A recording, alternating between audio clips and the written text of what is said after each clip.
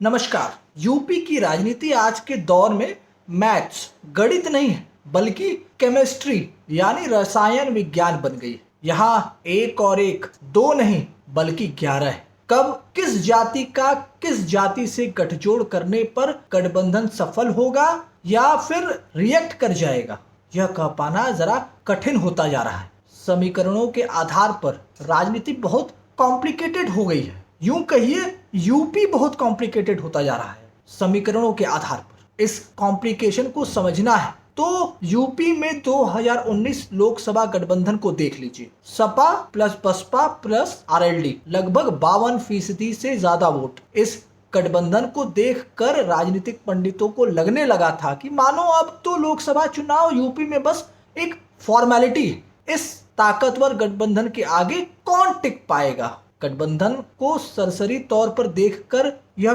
कौन कह सकता था कि सपा प्लस बसपा प्लस आरएलडी गठबंधन यानी कि यादव प्लस दलित प्लस जाट मिलकर भी यूपी में 50% लोकसभा सीट भी नहीं जीत पाएंगे। कुल 15 सीटें इस गठबंधन को मात्र मिल पाई 2019 के लोकसभा चुनाव में, जिसमें सपा से 5 और बसपा के 10 सांसद बने। आरएलडी ने 3 सीटों पर चुनाव लड़ा था लेकिन एक भी सीट आरएलडी नहीं जीत पाई। 2019 का चुनाव एक केस स्टडी है, इसको पढ़ना चाहिए राजनीति करने वालों को।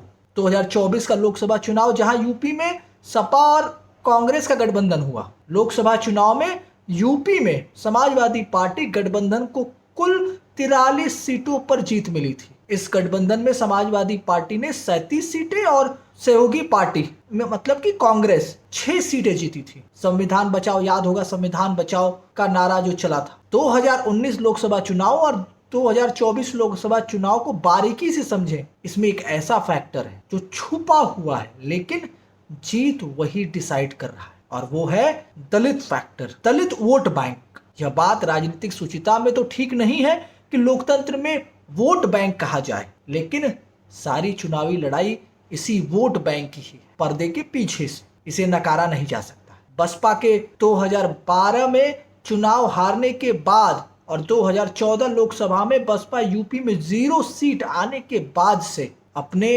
अस्तित्व की लड़ाई यूपी में लड़ रही है। बसपा का कोर वोट एक दशक से ज्यादा सत्ता के बाहर रहने के बाद अपने को बसपा से अलग महसूस कर रहा है। इसी कारण 2019 के लोकसभा चुनाव में बसपा का अपना वोट सपा और आरएलडी पर ट्रांसफर नहीं हो सका। वो विश्वास दलित समाज में नहीं जग पाया मायावती के गठबंधन पर और देश का सबसे बड़ा कहे जाने वाला गठबंधन फेल हो गया। फिर इतने वर्षों के बाद सपा का कोर वोट जो दलित को वोट बैंक है वो कहाँ गया? क्या इस वोट बैंक में कोई बिखराव हुआ? क्या भाजपा के साथ दलित चला गया? क्या हुआ? ऐसा कुछ नहीं। दलित वोट फिर अपने पुराने खेमे से जुड़ाव महसूस करने लगा। समझ रहे हैं ना कौन सा पुराना खेमा? कांग्रेस। दलित फिर से कांग्रेस के साथ अपने आप को जुड़ा हुआ महसूस करने लगा। दलित वोट मायावती के कमजोर होने पर नहीं बल्कि राजनीतिक रूप से इनएक्टिव होने पर राहुल गांधी के मुद्दों से अपने आप को जुड़ा हुआ महसूस करने लगा। अगर केवल मायावती कमजोर होती फिर तो दलित समाज आज भी पूरी ताकत के साथ उनके साथ जुड़ा हुआ होता, लेकिन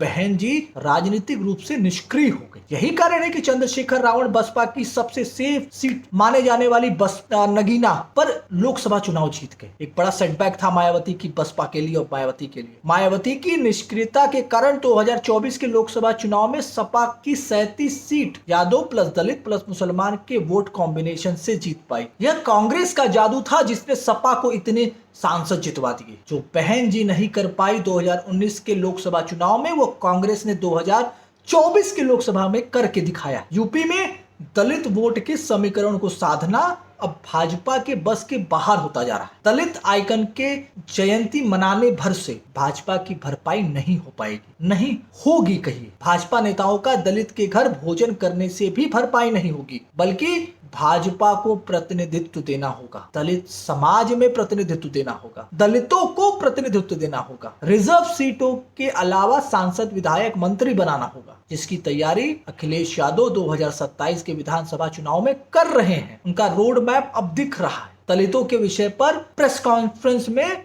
भाजपा केवल ठाकुर ब्राह्मण बनिया प्रवक्ता को बैठाकर नहीं बल्कि दलित से जुड़े मामले में दलित प्रवक्ता को प्रेस कॉन्फ्रेंस में बैठाना पड़ेगा, उससे प्रेस कॉन्फ्रेंस करवानी होगी। संगठन में समायोजन केवल हर वर्ग के कोटा प्रतिनिधित्व के नाते नहीं बल्कि संगठन से जुड़े गंभीर विषयों में शामिल करना होगा। दलित समाज में मैसेज देना होगा कि टिकट बंटवारा के डिसीजन में उनका समाज भी एक हिस्सेदार है। भाजपा को यह करना है और सपा ने अयोध्या में की जनरल सीट पर अवधेश प्रसाद को चुनाव लड़ाकर दलित समाज में मैसेज दे दिया है।